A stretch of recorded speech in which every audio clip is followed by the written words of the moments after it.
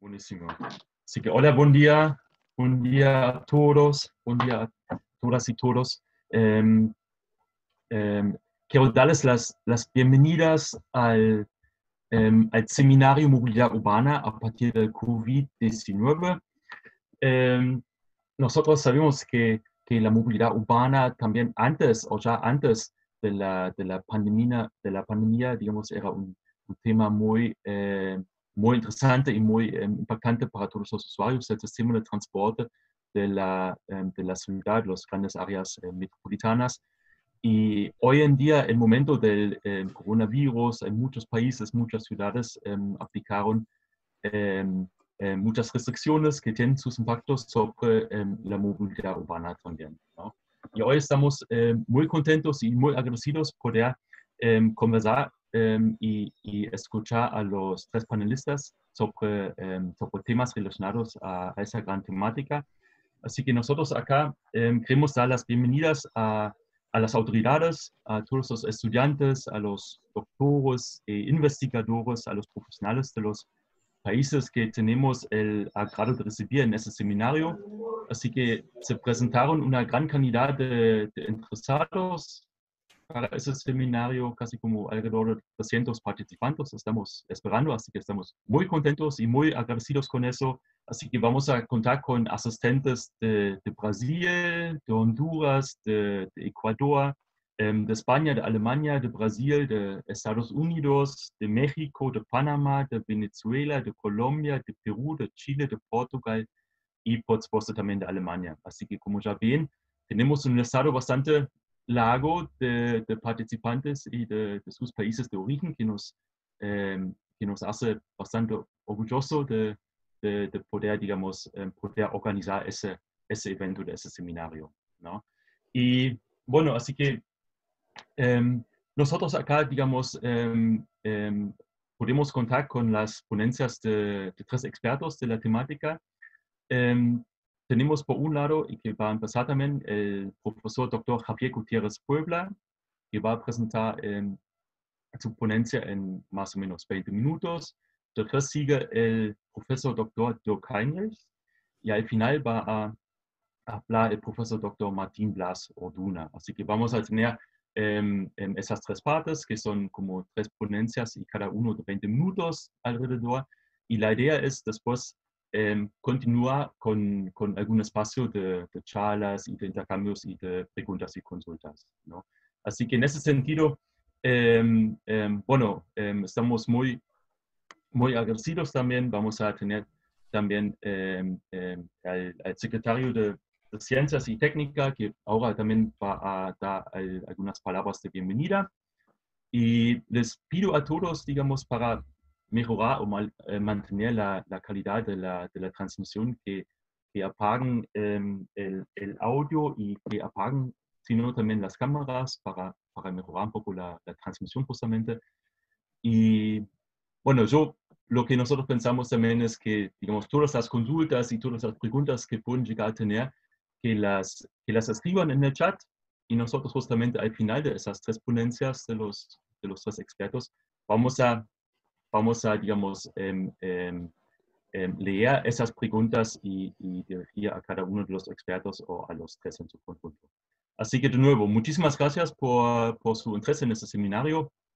Les agradecemos mucho su participación y quiero pasar las palabras al secretario Aníbal Cufone, secretario de Ciencias y Técnica de la Universidad de Buenos Aires.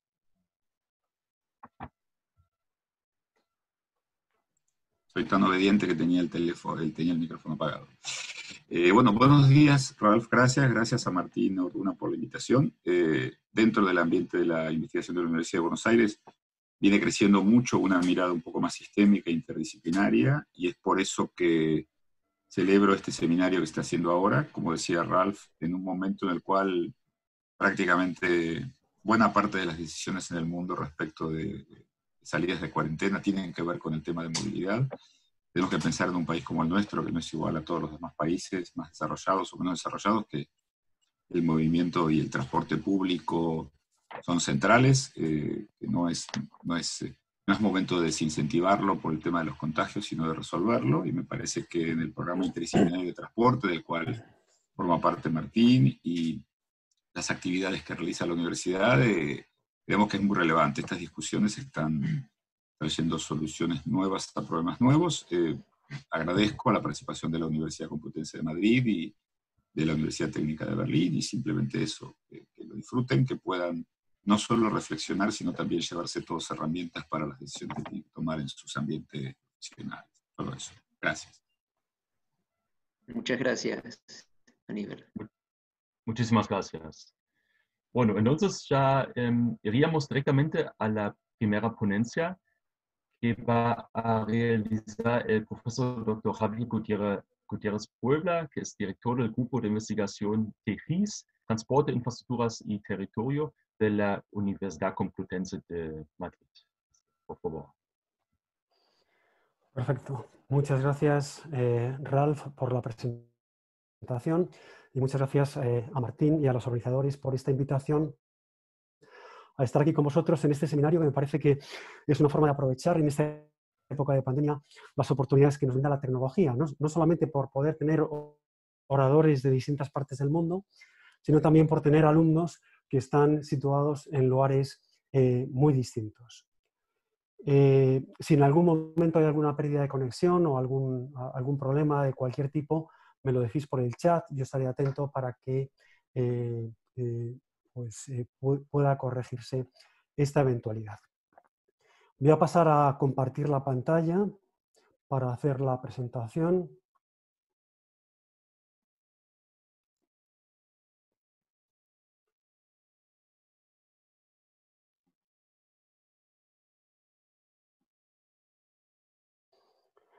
Espero que se vea bien y que se oiga bien. ¿Es así? Bien. Perfecto. Muchas gracias, Martín. Bueno, yo voy a hablar no de la movilidad en la fase post-COVID, sino de la movilidad fundamentalmente en esta época de la pandemia. ¿Qué está ocurriendo ahora? ¿Cómo se puede gestionar, cómo se puede monitorizar la movilidad a través de nuevas herramientas Big Data? Y en ese sentido quería comenzar hablando de la revolución de los datos, de la revolución del Big Data. Es decir, estamos viviendo una producción de datos masivos a un ritmo antes insospechado. Estamos constantemente hablando y escuchando sobre Big Data, sobre algoritmos e inteligencia artificial en el marco de las Smart Cities, que se supone que se deben alimentar de estas nuevas fuentes de datos y de la tecnología.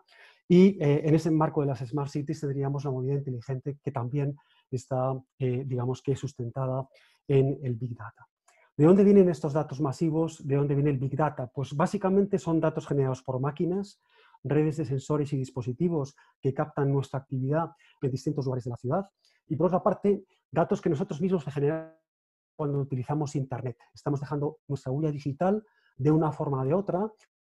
La idea es que si estamos dejando nuestra huella digital de nuestro comportamiento en las ciudades, podemos analizar la movilidad urbana a través de ese rastro digital.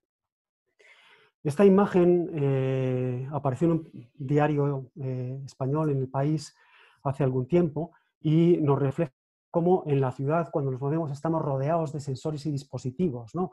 Podemos ver algún ejemplo abajo a la derecha, no sé si con el cursor lo puedo marcar y se puede ver en las pantallas de todos los demás, pero al menos lo intento. Abajo a la derecha hay una persona que está en un banco hablando por teléfono, está dejando su huella digital al hablar por teléfono. Un poco más arriba está un sistema de bicicletas públicas como el de Buenos Aires, donde tienes que utilizar tu tarjeta y ahí dejas tu huella digital también. Y cuando te mueves, cuando llevan GPS, estás dejando tu registro. Cuando sacamos dinero de un cajero automático de un banco, dejamos la huella digital. Cuando entramos en un supermercado, mediante las cámaras también lo estamos haciendo. O, por ejemplo, abajo a la izquierda, cuando utilizamos el transporte público con una tarjeta de transporte como la tarjeta Subte de Buenos Aires, también estamos dejando nuestra huella digital. Por otra parte, decía que también dejamos el rastro digital cuando utilizamos Internet, por ejemplo, con redes sociales, y para que veáis, digamos que el carácter masivo de estas nuevas fuentes de datos, pues cada minuto en todo el mundo se hacen 2,5 millones de búsquedas en Google, se envían medio millón de tweets o se hace 1 millón de logins en Facebook. Es decir, son unas cantidades enormes de datos que pueden ayudar a los estudios de movilidad porque están almacenando casi siempre desde dónde y en qué momento se hace ese registro. La idea es que el mundo real, que es el plano que tenemos abajo, y el mundo virtual, que es el plano que tenemos arriba, están interconectados. Cuando estamos en el mundo real utilizando, por ejemplo, Google Maps o utilizando nuestro teléfono móvil, estamos dejando nuestra huella digital en el mundo virtual, en el plano que aparece arriba. Por lo tanto, no tenemos más que fijarnos en ese mundo virtual, fijarnos en las coordenadas espaciotemporales para poder conocer la movilidad de la población, ya que tendríamos desde dónde y cuándo está utilizando, por ejemplo, redes sociales, teléfonos móviles, etcétera, etcétera. El potencial de estas nuevas fuentes de datos, del Big Data, que son fuentes de muy distinto tipo, como podemos ver abajo, ha quedado de manifiesto con ocasión de esta pandemia del COVID-19. Hay multitud de estudios que están monitorizando en tiempo real o casi real el comportamiento de la población en las ciudades. Este es, por ejemplo, un estudio que ha hecho el Ministerio de Transportes en España. Ha contratado a empresas analistas de datos de telefonía móvil. Ha utilizado una semana de febrero como semana de referencia, lo que sería la movilidad normal, y a partir de ahí ha ido analizando la movilidad en las distintas fases de la pandemia. Lo que tenemos arriba a la izquierda, esa curva roja que se repite, sería la movilidad en una semana, que sería la semana de referencia, una semana del mes de febrero. Podemos ver cómo, lógicamente, tenemos que los días laborables hay más movilidad que los días festivos, y esas pautas serían unas pautas repetitivas. Pero justo cuando aparece la pandemia, hacia el 9 de marzo, es decir, en la segunda serie que estamos viendo semanal, podemos ver cómo los viajes comienzan a caer, y comienzan a caer de forma muy brusca. Todavía España no estaba confinada, sí que al principio de la semana se cerraron escuelas, al final de la semana se cerraron las universidades. Yo en esa época estaba en Buenos Aires. En Buenos Aires es cuando comenzó a producirse un cierto movimiento en relación al confinamiento. De hecho, apareció un decreto del presidente el jueves, y el viernes siguiente ya eran los últimos vuelos con los países de riesgo. Lo digo para situarnos un poco en el tiempo. Esta semana fue una semana de transición en España y en parte también en Argentina. En España, a partir de esa semana, aparecieron 2 semanas de confinamiento, después 2 semanas de hibernación, donde ni siquiera era posible ir a trabajar actividades industriales o la propia construcción, y después un conjunto de semanas que podemos ver más abajo, donde poco a poco la actividad se va recuperando, porque las medidas van siendo medidas cada vez más suaves. Por ejemplo, la posibilidad de ir a trabajar por parte de estos grupos de población, la construcción y la industria, la posibilidad de ir a comprar más allá de los servicios básicos o de ir a hacer deporte, etc. La curva que aparece en color rojo, el histograma en color rojo, lo que nos indica es, en esos números, el porcentaje de movilidad que tendríamos con respecto a la semana de referencia. En la primera semana, la semana que todavía no habíamos tenido medidas de confinamiento, vemos que estamos en torno al 100%, después comienza a caer de forma brusca hasta el 60, 40, 30% en el fin de semana, y a partir de ahí nos estamos moviendo en torno al 20%, para después, abajo, que vemos cómo se va recuperando aproximadamente hasta el 70% la movilidad en la última semana del mes de mayo. Hay distintos indicadores que nos pueden ayudar a ver mejor esto, ¿no? En el indicador actual, no lo comenté, lo que tenemos sí que está indicado es viajeros kilómetros, es decir, cuántos viajes hay y cuántos kilómetros hay en cada viaje. Multiplicamos y tenemos un indicador de movilidad. Un indicador de confinamiento es el que tenemos aquí, donde podemos ver en el área metropolitana de Madrid cuánta gente no realizaba viajes en la primera semana de marzo, en cada uno de los días, y con menos viajes, lógicamente, en el fin de semana, y vemos cómo a partir de las medidas de confinamiento hay una gran parte de la población que no cualquiera de esos días, viajan lo imprescindible para ir al supermercado o para ir a la farmacia, son menos viajes y viajes más cortos, y cómo después, poco a poco, con la relajación de las medidas, a medida que vamos pasando de fase en la desescalada, comienza a haber menos gente que no se mueve en absoluto. Esta caída de la movilidad tiene diferencias geográficas importantes, ¿no? En la columna que vemos a la izquierda lo que tenemos es el número de viajes por persona de los residentes en la Comunidad de Madrid, en el área metropolitana de Madrid, que sería todo el centro, el espacio central de esta provincia. Vemos que la escala va desde 0 hasta 4 viajes y como en la semana anterior al confinamiento tenemos el espacio central con una media de en torno a los 3-4 viajes al día, la semana de transición vemos que ya el panorama se aclara en el sentido de que el número de viajes se reduce de forma importante y, por último, en la semana del 18 de marzo, ya con medidas de confinamiento en marcha, el color azul claro es lo que tiende a prevalecer, es decir, viajes o personas que realizan solamente 0 viajes o 1 viaje al día. Es importante ver aquí cómo la caída de los viajes no es igual en todas las partes de Madrid, en todas las partes del área metropolitana. En el sur se produce una caída algo menor porque es donde predominan los trabajadores industriales, los trabajadores de la construcción, aquellos que en menor medida podían teletrabajar. Una gran parte de los trabajadores del sector servicio estaban teletrabajando.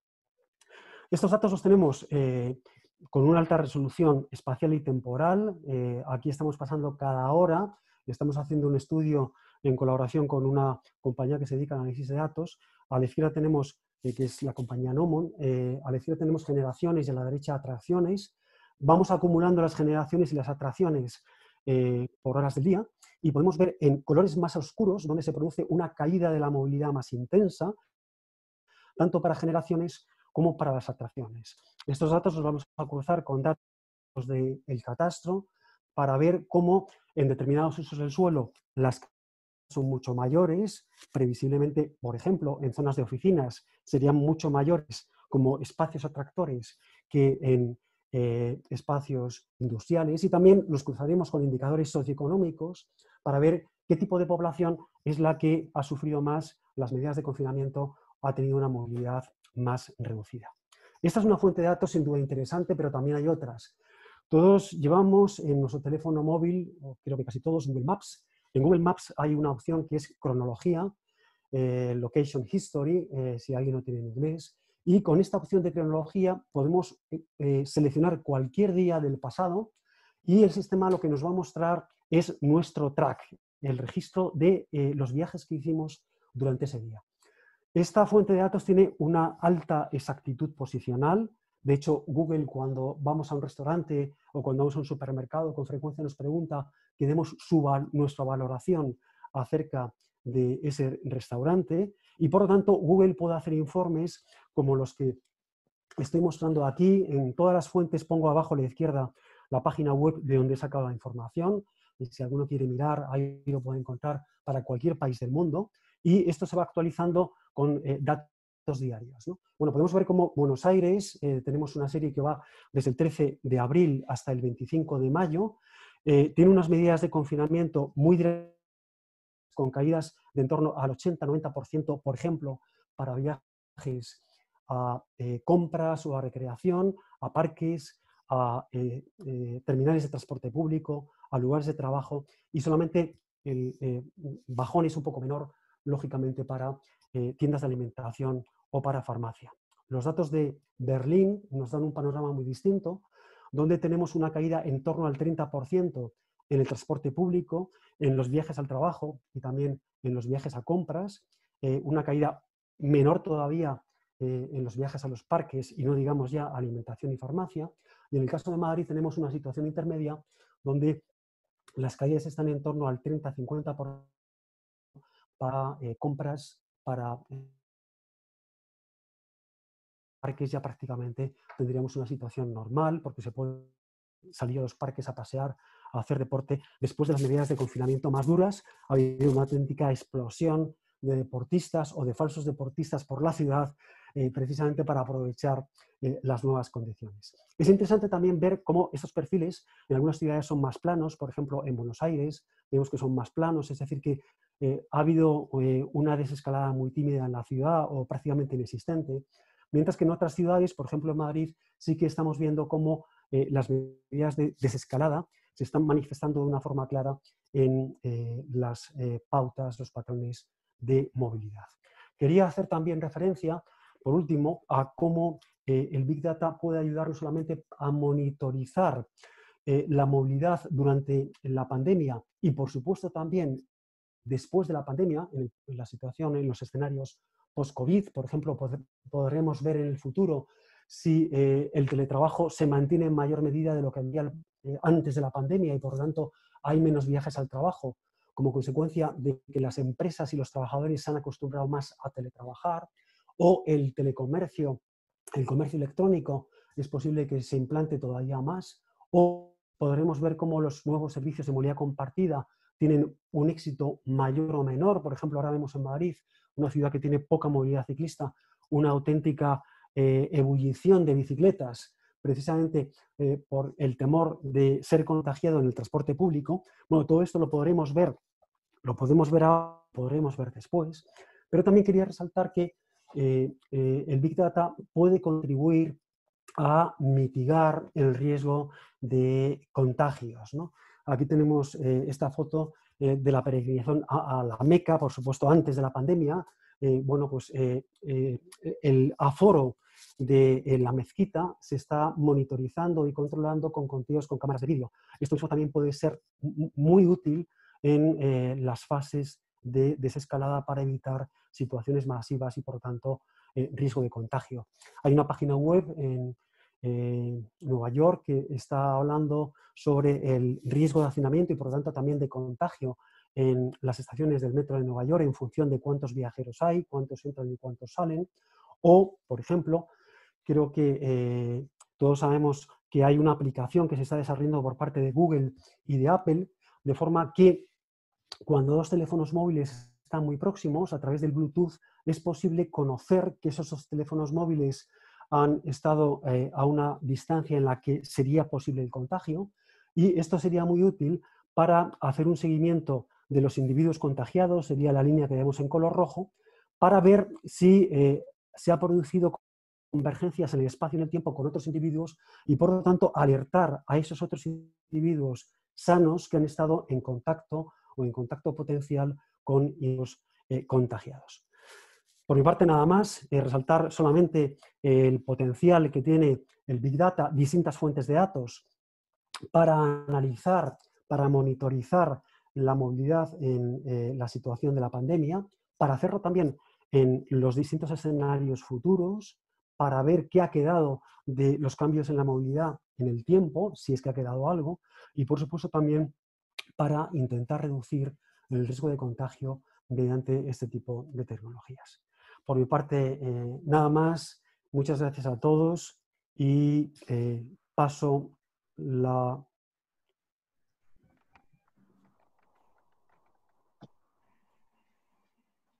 el host. Sigo volver. Buenísimo. Bueno, Javier. muchísimas gracias, Javier, por esa ponencia tan interesante. Estimados oyentes, como les habíamos comentado al principio, la idea es que seguramente van a tener una gran cantidad de comentarios y consultas y preguntas, y la idea es, digamos, juntarlas y hacerlas al final de las 3 ponencias. Así que después de esa primera ponencia del profesor Dr. Javier Gutiérrez Puebla, vamos a seguir ahora con la segunda ponencia que va a realizar el profesor Dr. Dirk Heinrichs. Dirk Heinrichs es especialista en movilidad urbana. También es exdirector de la maestría en planificación y movilidad urbana. Es un programa postgradual entre la Universidad Técnica de Berlín y la Universidad de Buenos Aires. Y actualmente es experto, especialista y trabajando para el Banco Alemán de Desarrollo. Sí, muchas gracias, Ralph. Espero que todos los participantes me pueden escuchar bastante bien. Pienso que en este momento, ahora puedo abrir mi presentación. Es una presentación bastante sencilla que va a agregar un poco de datos sobre los impactos de COVID y las medidas con respecto a estos en las ciudades, pero quiero también compartir unas observaciones sobre las respuestas políticas que vemos, los programas que vemos en ciudades en este momento y qué perspectivas esto nos brinda para avanzar y pensar en mover la agenda de lograr una movilidad urbana sostenible. Hay bastante consenso en cuanto a que la movilidad en las ciudades es clave para lograr el desarrollo sostenible en ciudades. Hay un concepto común que abarca 3 pilares para lograrlo, ¿no? Evitar y minimizar viajes que no son necesarios, pasar de los viajes, por ejemplo, en coche, a los desplazamientos a pie, en bicicleta o en transporte público. Y el tercer pilar es mejorar las tecnologías utilizadas en el transporte. COVID en este momento y el lockdown en muchos países ha contribuido a lograr el primer aspecto, es evitar desplazamientos, pero por supuesto eso es solo temporal, ¿no? Pero hay unas preguntas más, ¿no? ¿Cómo ha afectado a la elección de los modos diferentes, por ejemplo? ¿Cómo se está recuperando el uso de diferentes modos ahora en las situaciones que las condiciones en muchas ciudades están dejando? ¿Cómo están reaccionando las ciudades en términos de políticas públicas en esta situación de recuperación de los servicios? ¿Y cuáles son las perspectivas, qué oportunidades y desafíos que nos presenta el COVID para avanzar? Tengo que tocar 3 puntos en mi presentación. Uno es un panorama general de los impactos en el uso de los medios de transporte en países y ciudades. Segundo es respuestas con un enfoque en el tema de los transportes públicos en ciudades y la movilidad no motorizada. Y voy a concluir con un brevemente resumen al final de la presentación. No, COVID y las medidas conectadas causaron una fuerte disminución de la movilidad, de ejemplo, aquí, por ejemplo, en Asia. Y eso es un grafo que agrega la información que Javier ya nos mostró, ¿no? En este caso, los datos analizan cómo han cambiado las consultas, no en Google, pero en Apple Maps, para la conducción, el transporte público, o para conducir, el transporte público y desplazamientos a pie, en comparación con una fecha de referencia de 13 de enero de 2020. Se incluye un total de 62 países y 89 ciudades en este dato, que en su mayoría representan países de ingresos medios y altos, pero también otros. Y Apple, como Google, publica actualizaciones diarias de la base de datos, y este análisis incluye datos que yo muestro, incluye datos hasta el 5 de mayo de 2020. En el caso de Asia, en marzo, las consultas sobre conducción, conducir y marcha se redujeron con más fuerza y rapidez que las consultas sobre transporte público. En la primera semana de abril, el transporte público experimentó un descenso similar de las consultas sobre direcciones y luego cayó aún más. Y durante el mismo periodo, las peticiones para ir en coche y caminar parecen aumentar de nuevo. Al contrario, las consultas para el transporte público mantuvieron un nivel bastante bajo. Por el caso de América Latina, COVID y las medidas conectadas causaron una disminución aún más pronunciada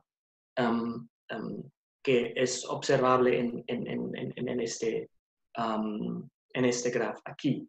Después del 13 de marzo de este año, las solicitudes de estos 3 modos de transporte disminuyeron muy rápidamente, ¿no? Más rápido que en Asia en comparación. Sí. Los datos muestran que el transporte público se vio particularmente afectado, ¿no? Esto se debió al bloqueo y a las medidas para prohibir el movimiento en los países, excepto los viajes más necesarios, ¿no? También se debió a ser recomendado e incluso obligatorio de los servicios de transporte, como se muestra en este mapa, que viene del Oxford COVID-19 Government Response Tracker, que nos puede hacer observar que aquí en América Latina hay muchos países en que tuvo lugar un requerimiento de descontinuar servicios, ¿no? Esto es una explicación muy fuerte porque las cifras cayeron tan alto, ¿no? El impactos son bastante graves, repercusiones financieras, ¿no? Para los proveedores de servicios. Por ejemplo, aquí tenemos datos de Colombia. En específico, el ejemplo del sistema de transporte integrado en las ciudades. Aquí es la ciudad de Bogotá. Y hay unas cosas que podemos aprender de este datos. Uno es la reducción de pasajeros en el sistema a lo mejor en el Transmilenio, el sistema BRT de Bogotá, del 80%, ¿no? Una drástica disminución de los ingresos, eso es importante, al mismo tiempo gastos constantes y un déficit diario de 2 millones más o menos dólares cada día, ¿no? Y hay más impactos, por ejemplo, el déficit acumulado en este momento para el sistema integrado en Bogotá es alrededor de 450 millones US$, y todos los recursos disponibles se van a agotar para el 26 de junio. Es una situación muy peligrosa en este momento para la continuación de los servicios de transporte público en Colombia, en ciudades en Colombia, que claramente también aplica a ciudades en otros países en la región. Hay una respuesta que es bastante interesante en este momento porque es una respuesta que tiene un enfoque de hacer el servicio de transporte público eventualmente más resiliente, ¿no? Es una propuesta de la Asociación Latinoamericana de Sistemas Integrados para la Movilidad Urbana Sustentable para un decreto y la creación de un Fondo Nacional de Garantías y fondos locales en Colombia. Es un fondo que opera como préstamos inmediato provenientes de una línea de crédito abierta del gobierno nacional, y el préstamo sería cancelado y nutrido por medio de la recaudación proveniente de distintas fuentes, como entre otros ingresos de estos sistemas, ingresos de este sistema general de participación, ingresos de la banca multilateral, tarifarización vial y otros. ¿No? Significa este Fondo de Garantía de la Movilidad Urbana Sustentable tendrá por objetivo servir de instrumento, ¿no?, para el fortalecimiento patrimonial y de apoyo a la liquidez de los sistemas de transporte público de pasajeros del país de Colombia. ¿Qué es la situación respecto a ir en pie y el bicicleta, ¿no? El World Health Organization ha publicado un folleto sobre cómo desplazarse durante la pandemia de COVID. Según este documento, el ciclismo y la caminata son útiles tanto para el distanciamiento social como para cumplir con los requisitos mínimos de la actividad física diaria, ¿no? Como afirma este guía, ¿no? Y hay ciudades que están empezando a trabajar con esta idea, ¿no? Aquí es el ejemplo de Berlín. Es un ejemplo bastante instructivo con la creación de líneas para bicicletas. En inglés se llama pop-up bike lanes porque no son permanentes, son temporal.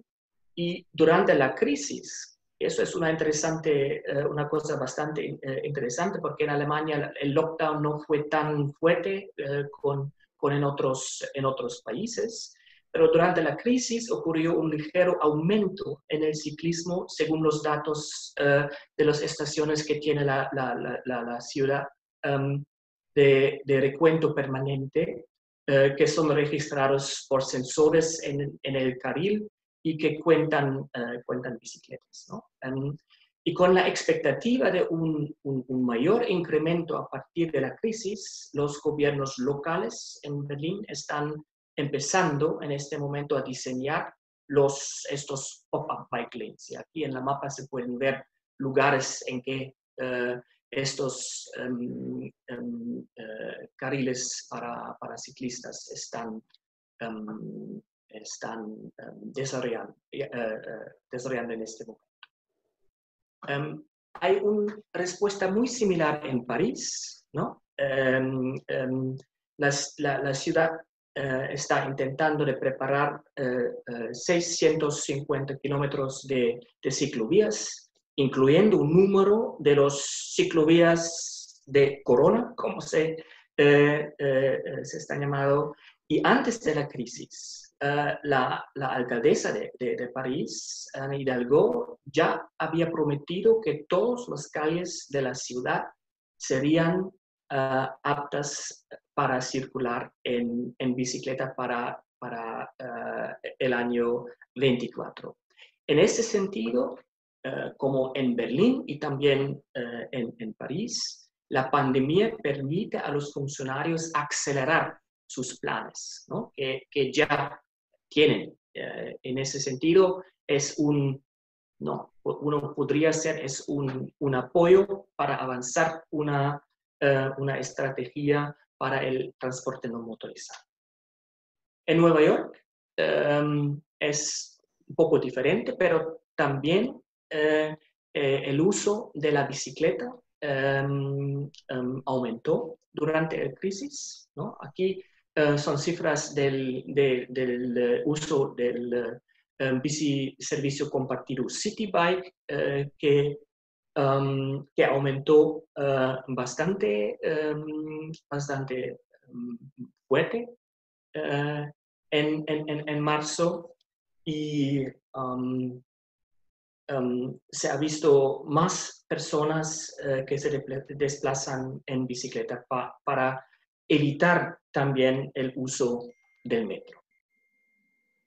Para resumir mi contribución, el impacto más visible de COVID y las medidas relacionadas es la muy fuerte disminución del uso del transporte público en muchas ciudades. La tendencia a la recuperación es menor en el caso del transporte público en comparación con otros modos como motorizados y ir en coche, ¿no? Se necesitan, ¿no? Y como mostró el ejemplo de Colombia, pienso que se necesitan medidas firmes durante la recuperación para restablecer la confianza de los usuarios y aumentar la capacidad de recuperación. Y en este sentido hacer el sistema de transporte público más resiliente, ¿no? El ciclismo claramente es un beneficiario durante la crisis. Me parece que va a ser muy interesante observar si la temporalidad de la infraestructura va en el futuro también o de verdad ser permanente. Con estos resúmenes, estoy terminando mi ponencia aquí. Son las fuentes que podrían ser interesantes para estudiar un poco más. Y con esto, muchas gracias. Y me parece que voy a pasar el host al Seminario Movilidad Urbana de nuevo. ¿Me pueden avisar? Exactamente. ¿Sí? Sí, sí. Okay, voy a terminar. Bueno, muchísimas gracias, Dirk, por esa interesante ponencia. Me pareció muy interesante que no solamente vea algunos ejemplos o digamos, experiencias de Berlín, sino también de Latinoamérica, de Colombia. Repito que todos los comentarios los vamos a hacer al final de las tres ponencias, y así que pueden guardar y recolectar todos los comentarios y las consultas. Y ahora vamos a escuchar la tercera y última ponencia del seminario Movilidad Urbana a partir del COVID-19. Y esa ponencia va a ser el profesor Dr. Martín Blas, que es el director del Centro de Estudios de Transporte, que es el CETAM, de la Facultad de Arquitectura, Diseño y Urbanismo FADU de la Universidad de Buenos Aires. También es director de la maestría en Planificación y Movilidad Urbana, que es este programa de maestría entre la UBA y la Universidad Técnica de Berlín. ¿Sí?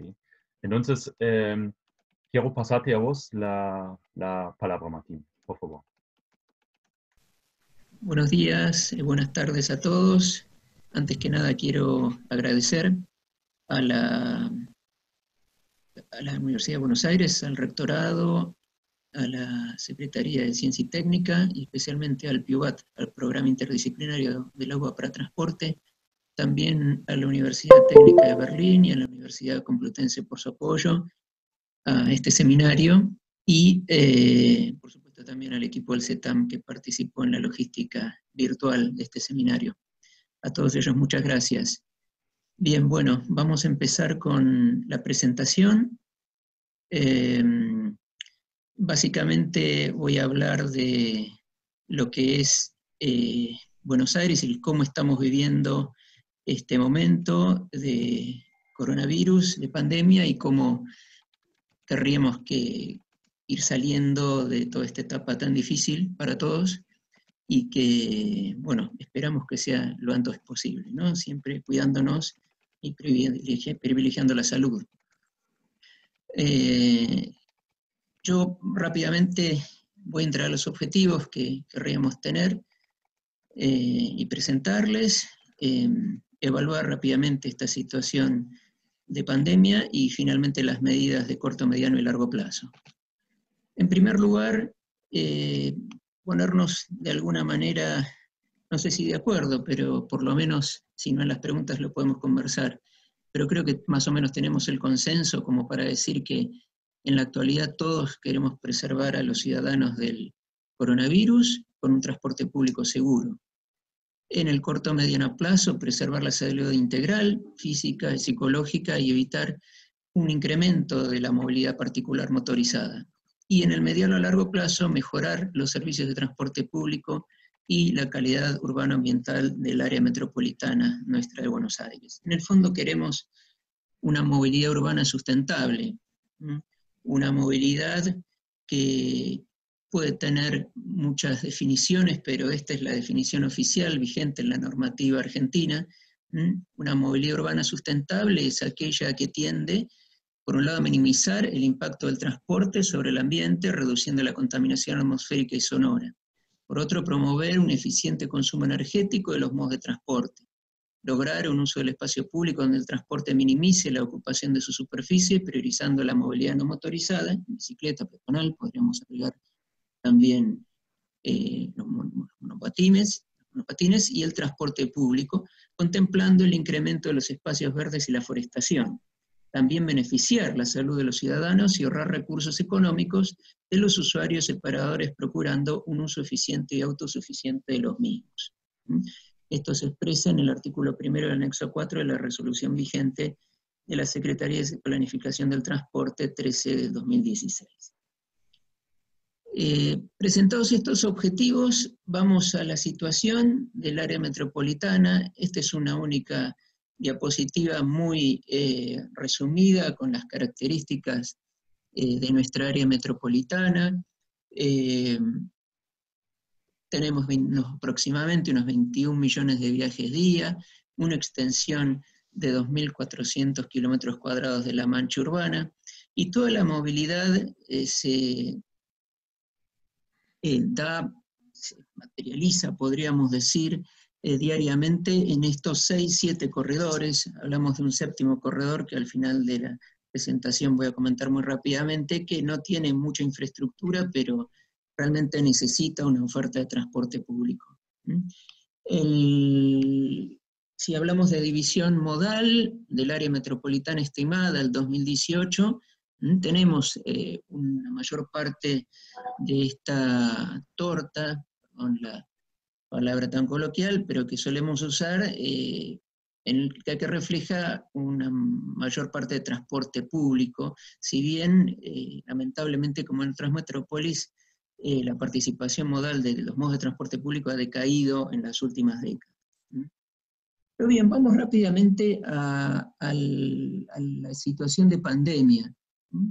El presidente decretó el 20 de marzo, con el decreto 297, el aislamiento social preventivo y obligatorio.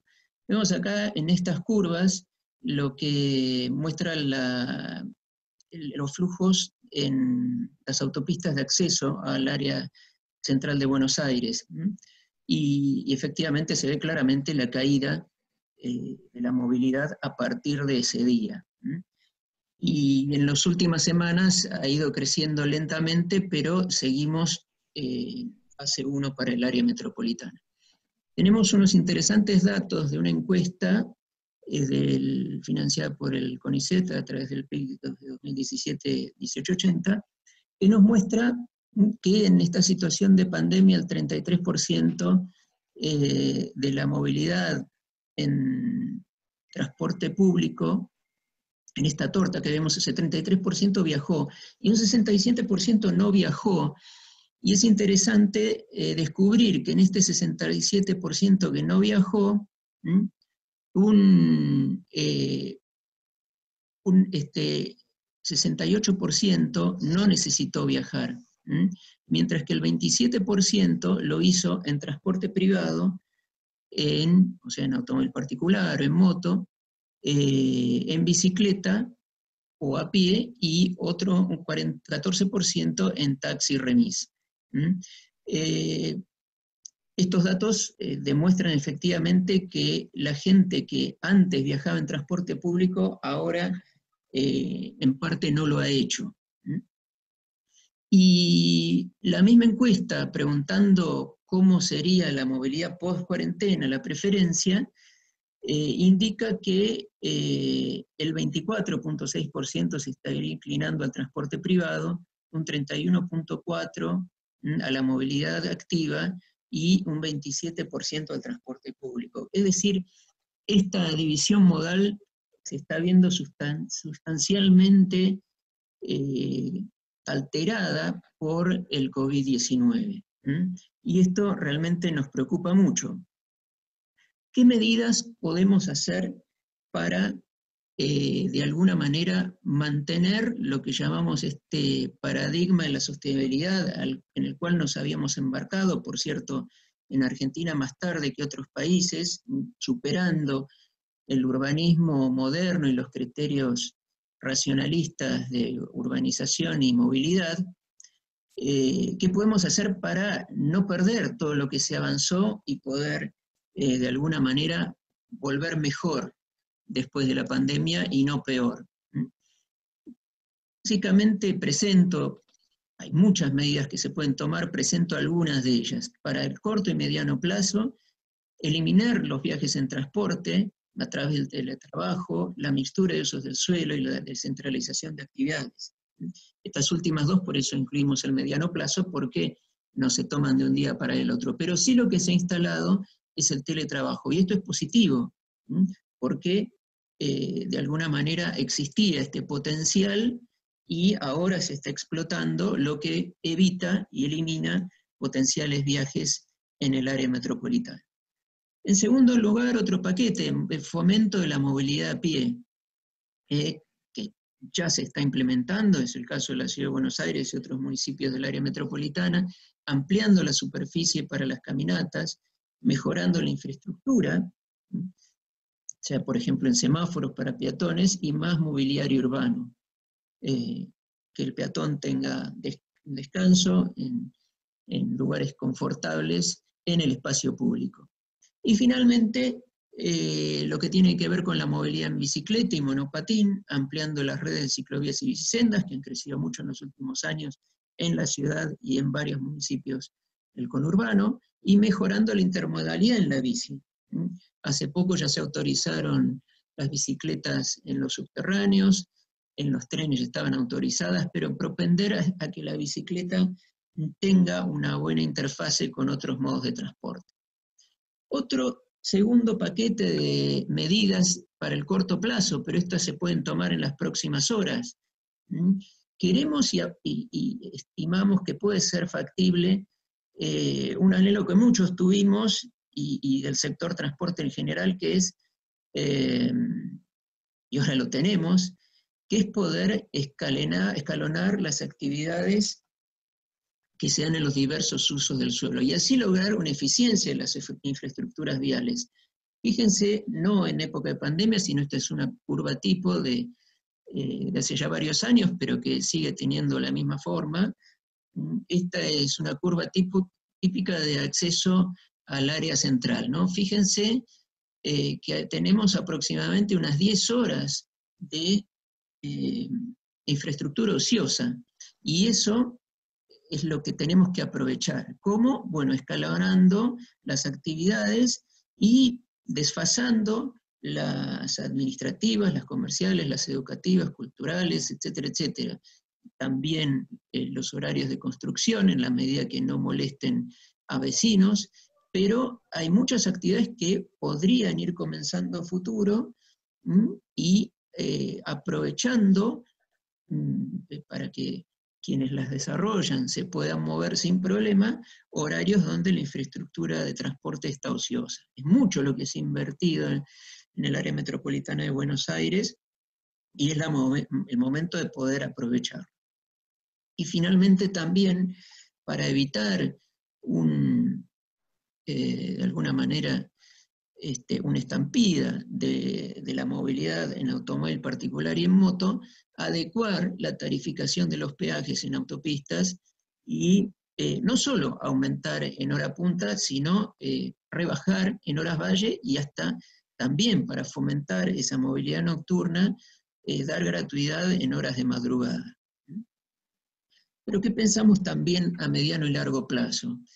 Porque es realmente necesaria una serie de inversiones, aunque sean mínimas, que están en cierta manera planificadas, pero apenas se disponga de fondos, poder ir materializando. Estamos hablando, básicamente voy a comentar dos, a modo de ejemplo, pero que apuntan, ahora les voy a explicar por qué, a lugares críticos. Uno de ellos en la Ciudad de Buenos Aires es Constitución. Constitución junto con Once y Retiro, las 3 terminales del área central ferroviarias, en este momento tiene una elevadísima concentración de movilidad intermodal. Tenemos ya los números del 2019, Constitución ya lideraba, digamos, ranking de mayor movilidad en grandes centros de transbordo, y ahora se ha alejado. Es cierto que porque Retiro estuvo varios meses una de las estaciones sin funcionar por la obra del viaducto San Martín, pero estamos hablando siempre mucho más de 300.000 pasajeros día, con lo cual realmente requiere una inversión que en este caso sería la que propongo, que ya está planificada, la de poder construir una estación subterránea para el modo ferroviario en Constitución que permita mejorar la interfase con el modo subterráneo. Y después, como también está planificado, que pueda proseguir hasta el Obelisco. Pero esta estación, así como ya hay en 11 de Constitución subterránea, es indispensable para evitar un cuello de botella y posibles contagios en esta o cualquier otra futura pandemia. La otra inversión se refiere a áreas de microtransferencia, ya menores, pero apunto sobre todo las que tienen necesidades básicas insatisfechas con alta demanda. En el caso de San Francisco Solano, en el municipio de Quilmes, es justamente el corredor, el 7º corredor que me refería, este corredor sudeste que antiguamente tenía en funcionamiento el ramal provincial 1 y que en los años 70 se desactivó, pero es en este momento un alto concentrador de usos del suelo residencial y uso del suelo comercial, una enorme actividad comercial informal tiene en este momento San Francisco Solano, y lamentablemente en las últimas horas Quilmes se ha convertido en uno de los partidos, en uno de los municipios que más contagios de coronavirus está teniendo, con lo cual es más que justificable una inversión para este lugar,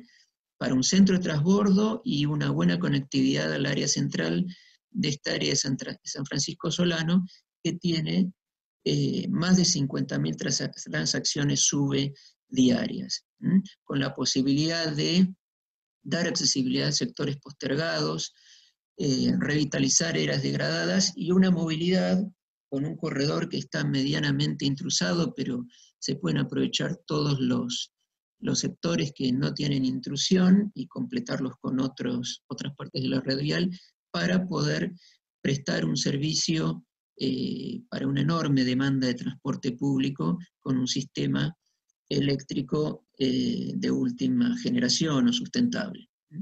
En definitiva, ¿a qué conclusiones podemos arribar? En primer lugar, ir hacia una nueva normalidad, mejorando el sistema y tratar de dar un paso superador en el mismo, fortaleciendo el paradigma de la sostenibilidad, siempre en el marco de una coordinación interjurisdiccional cuya base está comenzando, pero existe, a través del convenio tripartito que está vigente, medidas normativas que están, como la resolución 13 que nombré, y un plan director que es muy valioso, que tiene ejes de desarrollo y que se podrá actualizar con el aporte de esta situación que tenemos de pandemia hacia una versión 2021, priorizando nuevos proyectos y acordando un financiamiento integral para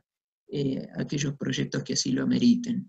Y también esto complementarlo con normativas urbanísticas en varios municipios que ya las están modificando, con aportes de mixturas de uso, con aportes de priorizar nodos en el formato de TOD, de Transit Oriented Development, y muchas otras buenas prácticas que se están desarrollando en este momento en el mundo.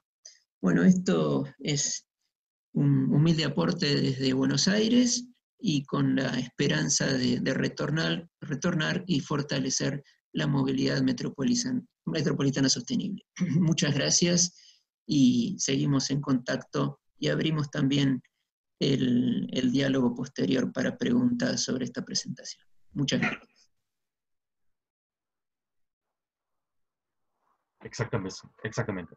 Muchísimas gracias, Martín, por esa interesante ponencia, ya digamos proponiendo algunas acciones de intervención post-COVID-19. Dijo también Martín, ahora llegamos al momento del seminario, donde la idea era recibir algunos comentarios, recibir consultas por parte de todos ustedes, de parte de todos los oyentes. Así que les pedimos que si tienen consultas o preguntas, que las escriban en el chat y de la manera como aparezcan ahí vamos a dirigirlas a los panelistas. Así que nosotros, digamos,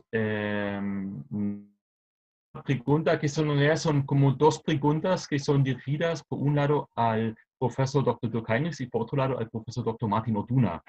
Así que si les parece, voy a leer la pregunta y después vamos a contestar. Así que la pregunta para el profesor Dr. Dirk Heinrichs sería de Ari Risian, son las dos preguntas. En Berlín, la participación de las comunas, como por ejemplo Friedrichshain-Kreuzberg o Pankow, fue fundamental para implementar ciclovías pop-up en tiempo récord. Y la pregunta es, ¿cuáles fueron los motivos que facilitaron la ejecución de esos corredores pop-up tan rápidamente? Así que esa sería la pregunta para vos. Así que Ari Risian pregunta por los motivos que facilitaron esa rápida.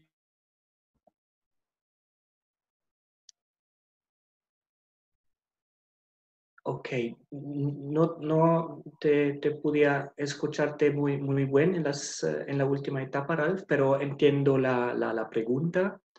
Es una pregunta, y el comentario es muy correcto, porque en Berlín no es el Senado, no es el Estado de Berlín, pero son los municipios entre Berlín que están encarga de construir la infraestructura para bicicletas. Y en mi observación hay dos motivos. Uno es, se puede observar que los pop-up bike lanes están ocurriendo en los municipios que tienen una estrategia de un transporte no motorizado muy fuerte, ¿no? Friedrichshain-Kreuzberg es uno de los municipios en que la política de los verdes está muy bien representado y exactamente ellos tienen en este momento la oportunidad, ¿no? La ventana de oportunidad para construir. El segundo motivo es que desde el año pasado Berlín tiene una nueva normativa, una ley de movilidad urbana que prescribe o que lo hace mandatorio de construir ciclovías en cada de los vías principales en Berlín. Y en este momento es la situación es como un apoyo, ¿no? de cumplir o empezar con el cumplimiento con esto nuevo ley que tenemos aquí en Berlín. El moderno. Gracias, Dirk, por la respuesta.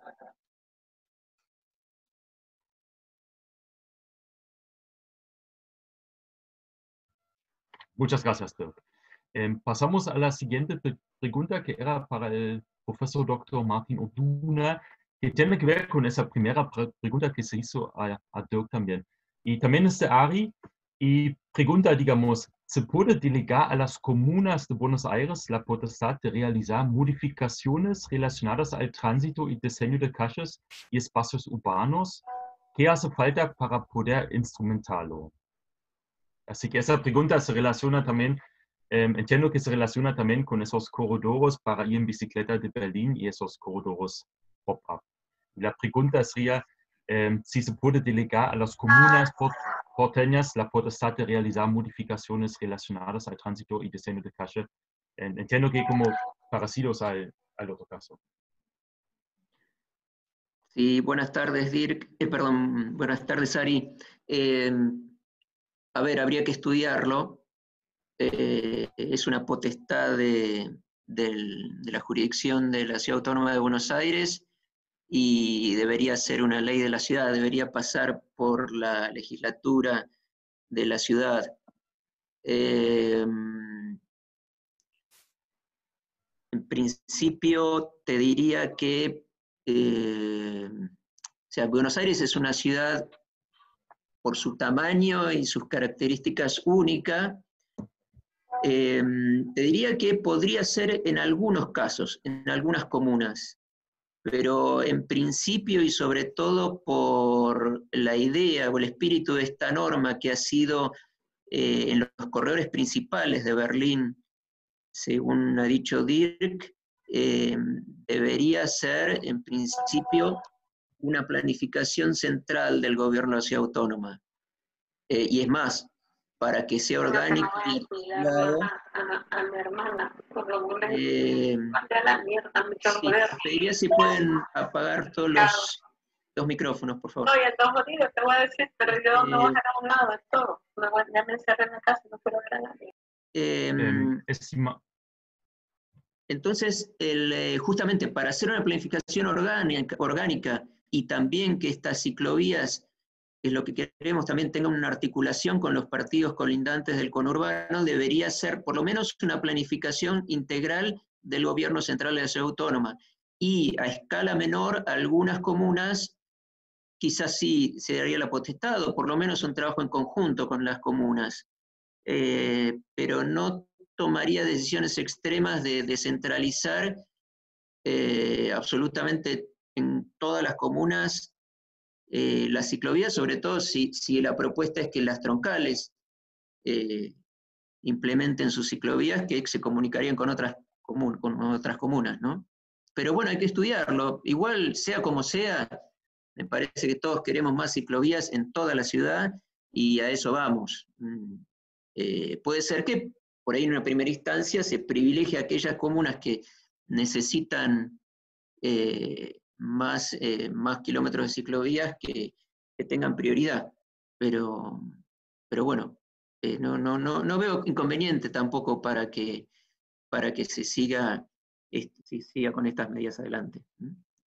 Bien, buenísimo, gracias. De nada, Ari, saludos. Igual. Bueno, muchas gracias, Martín. Bueno, sigo con las consultas y preguntas que aparecen acá en el chat. La próxima consulta sería, entiendo que sería una consulta para Dirk Heinrichs también, que es la siguiente. ¿Qué participación tuvo el gobierno federal alemán en la financiación de las bicisendas o ciclovías temporarias?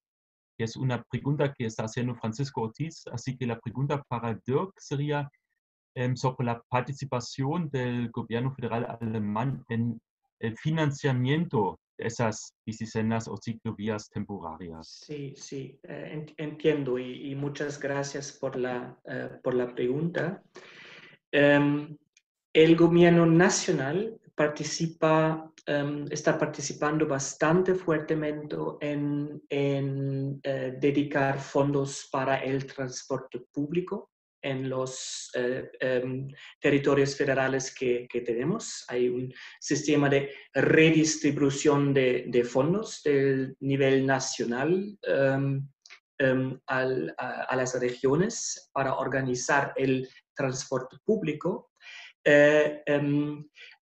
Hay también fondos a través de ciertos programas para el bicicleta, pero la mayoría de la inversión en la infraestructura vial que es en el mantenimiento y la responsabilidad de las ciudades, también es la tarea de las ciudades.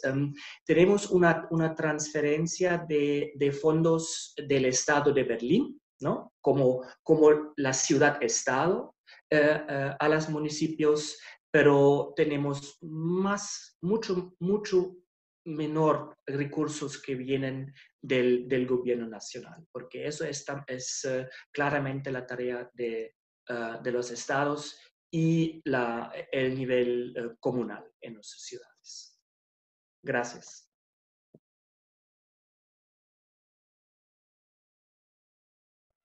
Bueno, muchísimas gracias, Dirk. Sigo acá con las preguntas y consultas. Acá la próxima que aparece acá en el chat es otra vez para el profesor Dr. Dirk Heinrichs y es la siguiente. ¿Cuáles son las mejores medidas para la financiación de los sistemas de transporte integrado según lo analizado y vivido en esa época de COVID-19? Así que también es una consulta relacionada a cuestiones de financiamiento, pero entiendo justamente no solamente relacionado al sistema de bicicletas, sino que a sistemas de transporte integrado. Así Sí. que eso también sería una consulta para vos. Medidas para la financiación de los sistemas de transporte integrado en esa época de COVID-19. Sí, claro.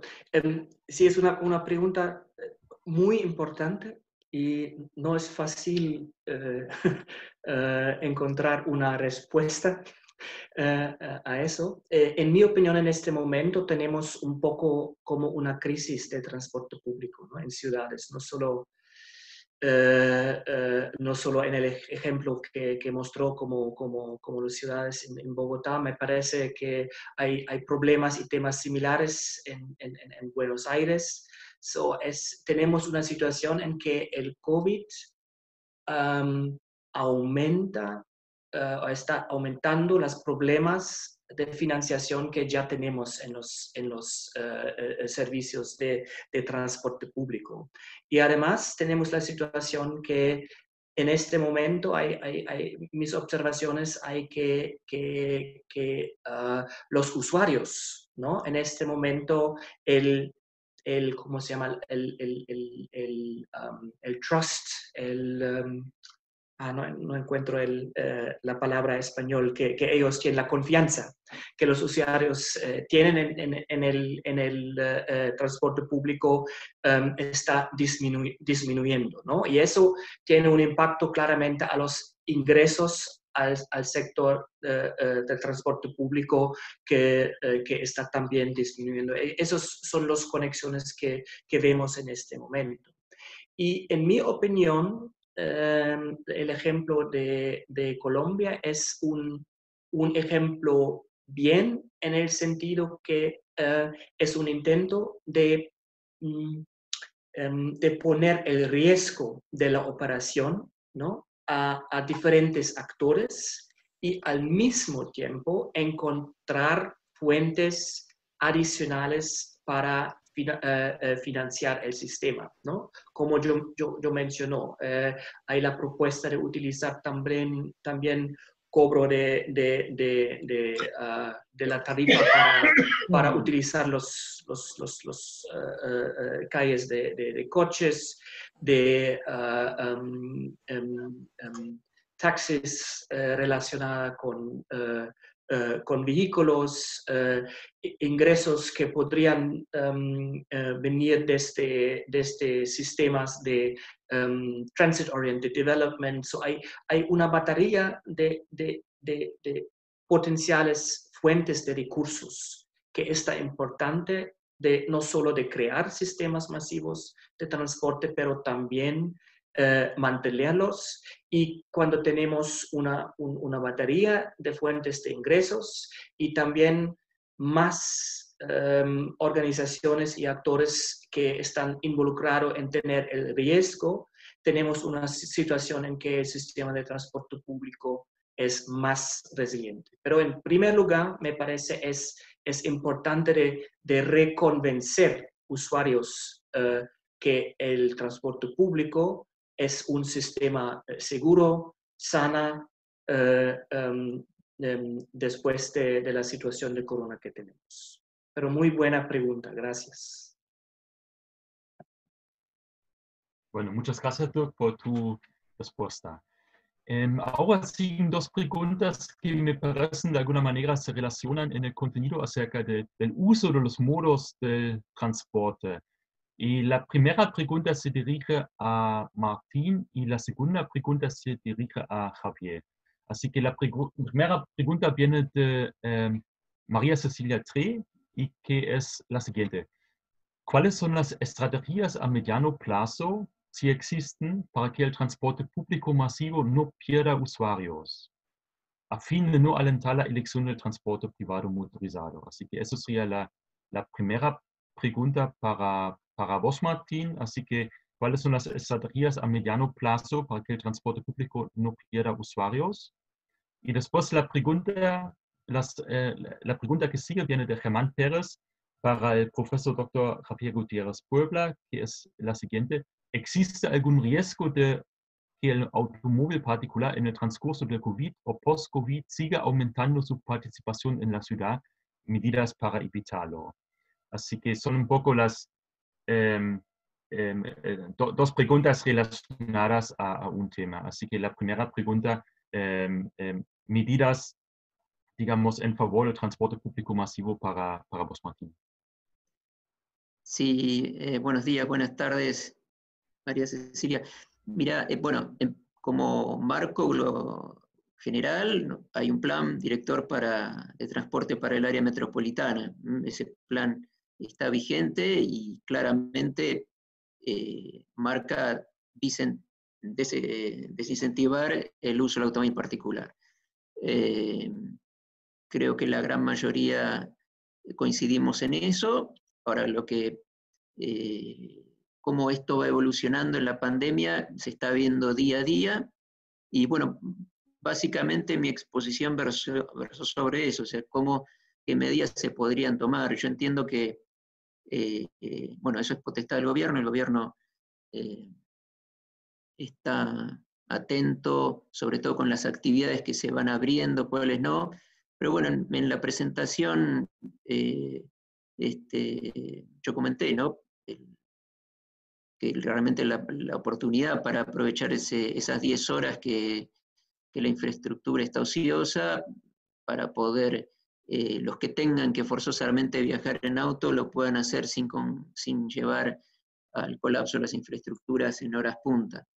Y lamentablemente, medidas para frenar eso, lo que comenté, ¿no? El tema de poder ir en los peajes incrementando tarifas para justamente, la idea no es esa, sino frenar esta eventual estampida de la movilidad particular.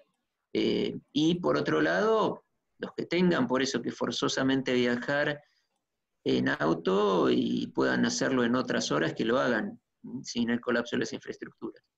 Y el transporte público también, en la medida que sea más atractivo y haya más disponibilidad, y sobre todo para las áreas que en este momento no tienen, la idea es poder brindarles ese servicio. Pero bueno, hay una cuestión de financiamiento también a resolver, ¿no?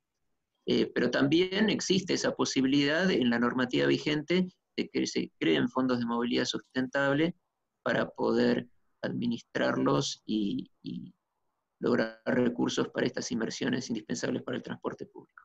Pero buena pregunta, muchas gracias.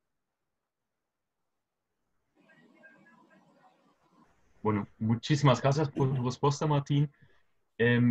La siguiente pregunta, justamente como ya había mencionado, se relaciona a la misma temática prácticamente y está dirigida a Javier Gutiérrez Puebla. Así que la pregunta era, ¿existe algún riesgo de que el auto en el transcurso del COVID o post-COVID siga aumentando su participación en la ciudad? ¿Y cuáles serían medidas para evitarlo? Las dos preguntas están efectivamente muy relacionadas, ¿no? Porque estamos hablando de las dos caras de la misma moneda en cuanto hablamos de transporte motorizado, vehículo privado y transporte público. Yo creo que hay que ser valientes en este momento.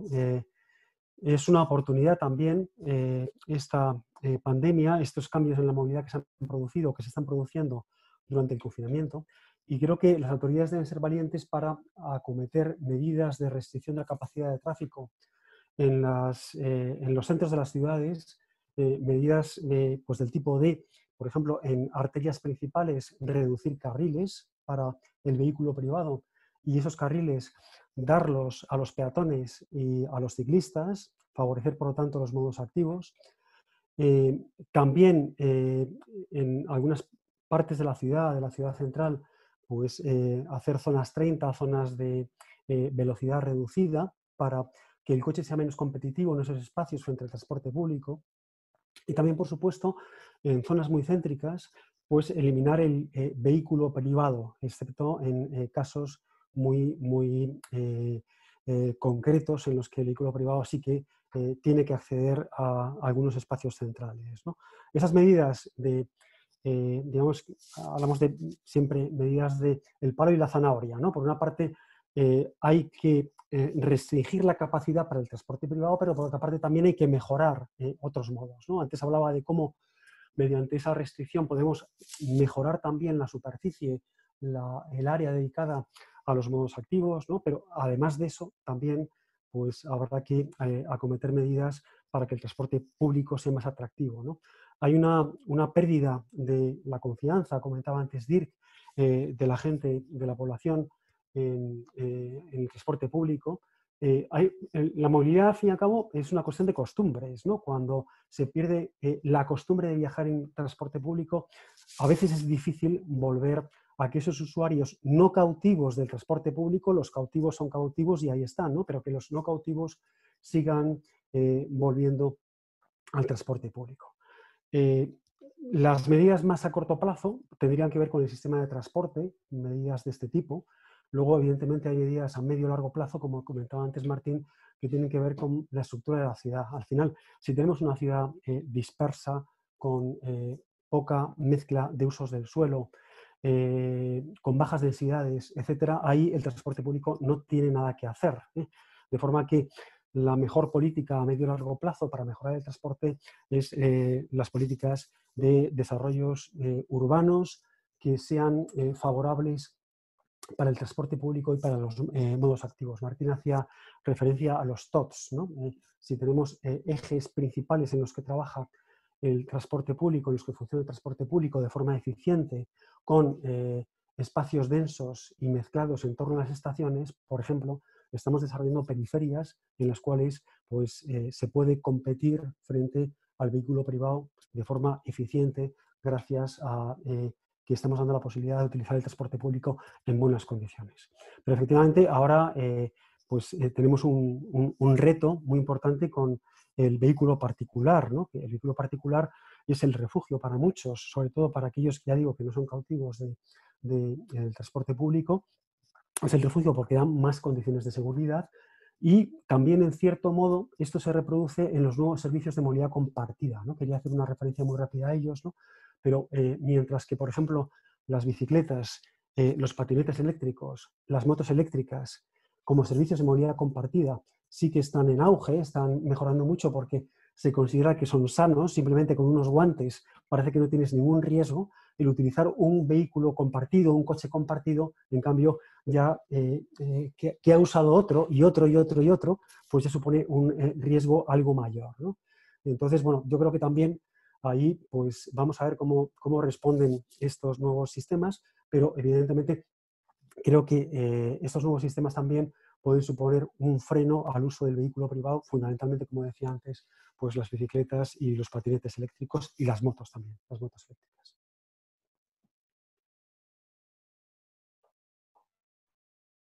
Muchísimas gracias por tu respuesta, Javier. Y la siguiente pregunta también se dirige a vos, Javier, y que es la siguiente. ¿Cómo lograr un mayor análisis y aprovechamiento del Big Data para lograr una movilidad sostenible post-COVID?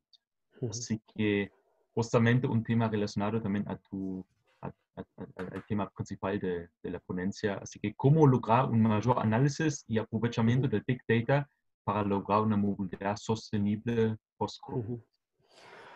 Yo creo que lo primero que sería importante es que las autoridades de transporte se crean el potencial que tiene el Big Data para mejorar la gestión y la planificación del transporte, ¿no? Siempre la primera reacción es que hemos hecho las cosas de una determinada forma, siempre ha sido así y ha funcionado así, estamos acostumbrados a hacerlo así y aparecen nuevas fuentes de datos y ante esas fuentes de datos hay una cierta incredulidad, ¿no? Yo creo que poco a poco esa barrera se va venciendo, se va suavizando. El propio COVID ha sido una oportunidad en ese sentido, porque se ha visto cómo la respuesta del Big Data es inmediata, mientras que hay otro tipo de fuentes de datos que requieren mucho más tiempo para poder analizar o monitorizar procesos. El Big Data lo ha hecho de forma inmediata, ¿no? Una vez que el transporte, mejor dicho, que los expertos, que los planificadores y gestores del transporte se crean que el Big Data tiene un alto potencial, yo creo que las cosas serían ya mucho más fáciles, ¿no? Por ejemplo, hay enormes cantidades de datos que son producidas por los propios sistemas de transporte público, que por lo tanto son producidos por la administración y no se utilizan o apenas se utilizan. Me estoy refiriendo, por ejemplo, a los datos de las tarjetas de transporte, del tipo de la tarjeta SUBE de Buenos Aires y otras muchas tarjetas en muchas ciudades, también en Madrid, que se están utilizando muy poco. Ahí tenemos una fuente de datos interesantísima para poder analizar cómo funciona el transporte público, los problemas que tiene, por ejemplo, en cuanto a los desequilibrios temporales entre las horas del día, entre las asimetrías espaciales. Hay una fuente de datos interesantísima para poder mejorar los sistemas de transporte público. En el caso de los sistemas de bicicletas compartidas, que son públicos en muchas ciudades, también están generando una enorme cantidad de datos. Por una parte, se generan datos en los tótem, en las bases, una vez que tú retiras una bicicleta y la vuelves a depositar. Se sabe que se ha producido un viaje, se conoce la duración de ese viaje, de dónde a dónde se ha producido el viaje, el tiempo entre ambos puntos, entre origen y destino, y además muchas de esas bicicletas compartidas llevan un localizador GPS que permite conocer también, por ejemplo, los trayectos, las rutas. Bueno, esto es una fuente de datos utilísima para mejorar los sistemas de transporte activos, en este caso las bicicletas, ¿no? Muchas veces los planificadores de transporte no saben muy bien dónde situar los nuevos carriles bici, las nuevas ciclosendas, ¿no? Lo mejor es saber cuál es la demanda real, y la demanda real la tenemos allí. Lo que pasa es que muchas veces eso no se utiliza. También hay un potencial muy grande para mejorar la movilidad peatonal a partir del Big Data. En las ciudades tenemos muchas cámaras de vídeo, que están captando lo que ocurre en la calle. Esas cámaras de vídeo generalmente están orientadas hacia el control del tráfico o a la vigilancia del delito. Pero también podrían ser utilizadas cámaras de vídeo, esas mismas u otras, para analizar en tiempo real cómo es la movilidad peatonal y, en consecuencia, qué medidas podríamos tomar para tener una movilidad peatonal mucho más eficiente. Eso también está desaprovechado. Ni siquiera se hacen esos conteos mediante esas cámaras de vídeo. De forma que yo creo que el potencial que hay para mejorar la movilidad sostenible es enorme, tanto para planificadores como para gestores de la movilidad, pero hay que hacer un esfuerzo por procesar esos datos que, ya digo, en buena medida son datos de la administración. Además de los datos de la administración, están datos de empresas privadas que son más caros y son de más difícil acceso, fundamentalmente datos de operadoras de telefonía móvil.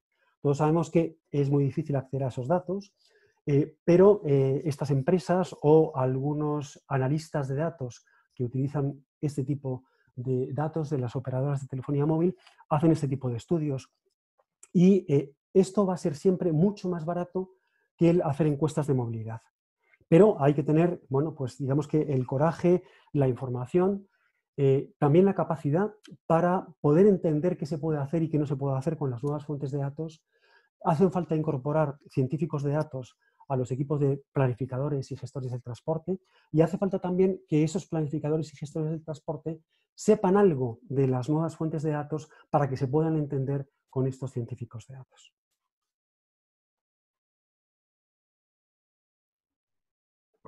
Muchísimas gracias por la contestación, Javier. Bueno, ya estamos con el tiempo prácticamente cumplido. Propongo quizás, digamos, tomarnos como 2 o 3 preguntitas más, así que 5 o 10 minutos por última, y después ya ir cerrando ese interesantísimo seminario. Así que quedaría acá, por ejemplo, una consulta más para el ámbito local, la ciudad de Buenos Aires, así que quizás la podrías tomar vos, Martín. ¿Se cuenta con suficiente espacio en el urbanismo de la ciudad de Buenos Aires para poder hacer cada vía, tanto para ciclistas y peatones, sin afectar las actuales vías de los vehículos? Así que es una pregunta acerca de del uso del espacio público vial y la repartición del mismo sobre los 2 muros. Sí, gracias por la pregunta. Bueno, muchas veces la calle es escasa, ¿no? Y los carriles para los vehículos tienen que reducirse. Eso es así y lo vemos en el área central de la Ciudad de Buenos Aires. En el macrocentro se han reducido los carriles, pero bueno, esto tiene la decisión política detrás de justamente privilegiar y priorizar la movilidad no motorizada en bicicleta. Así que es cierto, en principio, incluso cuando esto se quiere llevar al interior del país, se explica a los intendentes que esto tiene un costo político inicial, pero se les muestra también el beneficio de mediano y largo plazo. Así que bueno, esta es un poco la respuesta. Gracias. Muchas gracias, Martín. Hay otra consulta más que tiene que ver con la distribución del espacio arriba de los vehículos. Esa es una consulta que aparentemente viene de Venezuela, pero creo que puede ser también a la vez una pregunta general, que es la siguiente. En muchas ciudades de Latinoamérica el transporte público está en manos de privados y en el caso de Venezuela es un sector que se ha empobrecido mucho en los últimos años. Y la pregunta es, una inquietud que presentan estos sectores es cómo acometer medidas de distanciamiento social dentro de los autobuses que no impactan en sus ingresos. Así que por un lado es un tema de la distribución del espacio arriba del vehículo y después también relacionado, digamos, el aspecto del financiamiento también. Así que dejo la pregunta ahí para los que quieren quizás comentarla un poco. Así que sería por un lado, así que un tema, digamos, el distanciamiento social dentro de los colectivos, o también me imagino también puede ser una pregunta relacionada al distanciamiento en todos los modos públicos, así que no deben ser solamente los colectivos, también los subtes, los metros o también los trenes metropolitanos, y cómo impactan en sus ingresos, ya que se supone que la demanda debería bajar notablemente por justamente cumplir ese distanciamiento, ¿no? Ahí hablan por lo general de los 150 centímetros, ¿no? Así que un metro 50 de distanciamiento. Y así que es una pregunta que puede aplicarse también para otros modos públicos de transporte, no solamente el colectivo. No sé si hay experiencias ya hechas. Sí, bueno, en verdad es justamente lo que en la situación del máximo de posibilidad de contagio, como en este momento estamos en Argentina, es lo que se quiere evitar, ¿no? El uso del transporte público, pero esto es una coyuntura muy acotada y lo hemos visto en España. No sé si quiere completar la respuesta Javier, que se puede salir de esta coyuntura y volver al transporte público, pero bueno, se toman decisiones como dejar un asiento libre y otras precauciones también para los choferes, para los conductores, que estén más como blindados, pero en el momento de máximo contagio de la pandemia esto es prácticamente inevitable, por eso las restricciones que en este momento hay en Argentina y muchísimo control en los grandes nodos de concentración de movilidad, como mencioné en mi exposición de las terminales ferroviarias.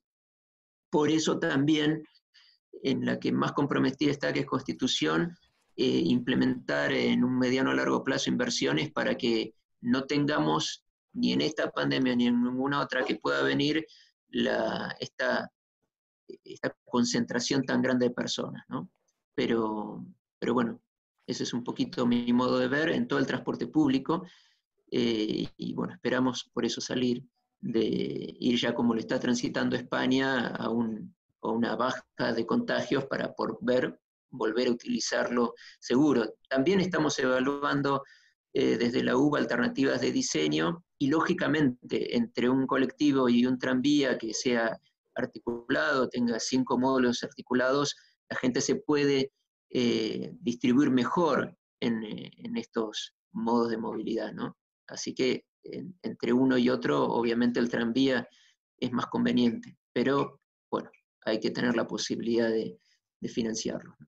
Gracias por la pregunta, muy buena. Sí, yo estoy de acuerdo con Martín, Bueno, ¿no? muchas gracias por tu... Perdón. Sí, pensaba que si puedo intervenir por alusiones, que Martín comentaba algo también de España. Ralph. Sí, por supuesto. Adelante, Javier. Sí. Vale. Pues efectivamente estamos en un momento crítico ahora en cuanto al transporte público.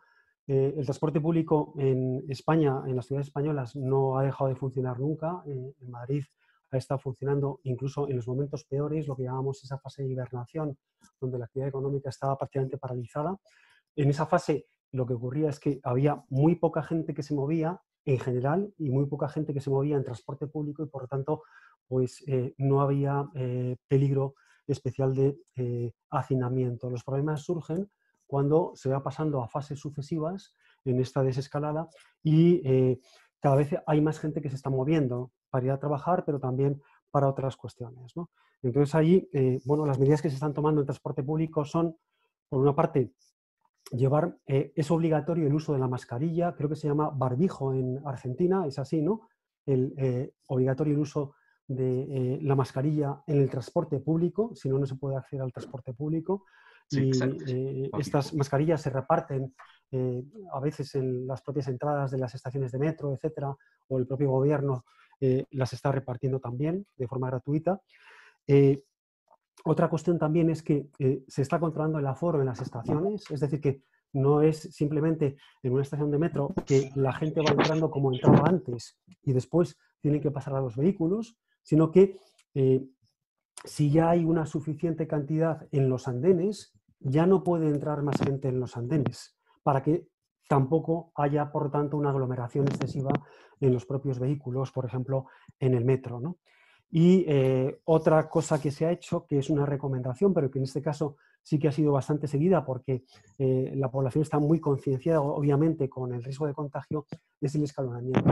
Se ha facilitado por parte de las empresas que haya horarios más flexibles y los trabajadores han procurado no ir a trabajar particularmente en las horas punta, intentar adelantar o retrasar sus viajes, ¿no? Con esto se ha conseguido que la situación de riesgo sea bastante menor. No siempre ha sido así, en algún momento puntual sí que se ha producido algún momento de mayor hacinamiento, por ejemplo en el metro de Madrid, pero en general la situación es bastante razonable desde el punto de vista del mantenimiento de la distancia social.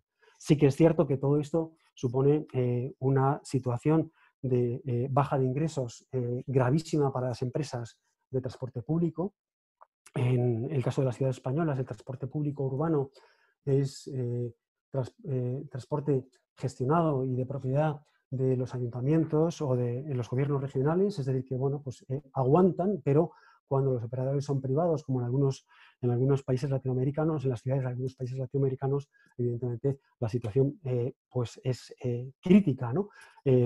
Haría falta, entiendo, subsidios para por lo menos aguantar unas semanas más, pero es evidente que algunos países tampoco se encuentran en una situación muy favorable para poder subsidiar, como es el caso, por ejemplo, de Venezuela, ¿no? Pero posiblemente hacer un esfuerzo financiero durante unas semanas podría, en el transporte público, podría traer réditos importantes a medio y largo plazo desde el punto de vista de la movilidad sostenible.